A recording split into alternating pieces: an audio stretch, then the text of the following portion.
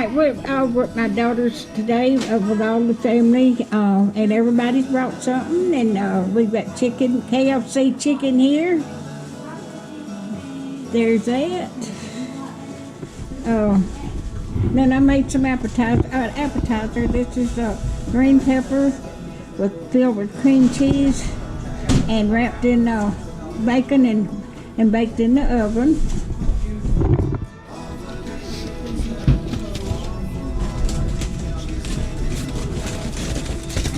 And there's the coconut cake I made. And there's the baked beans I made. There's some deviled eggs. And some homemade potatoes. That's a pasta salad, isn't it? Yeah, okay. And another bacon. We got deviled eggs, and this is the potato salad my daughter made, and then her boyfriend made this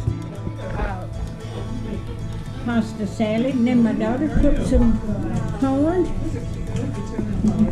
And this is KFC slaw. You got anything else, Pam? That's it. That's it? That's it. Okay.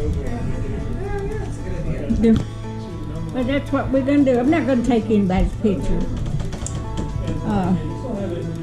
Because there's children around here.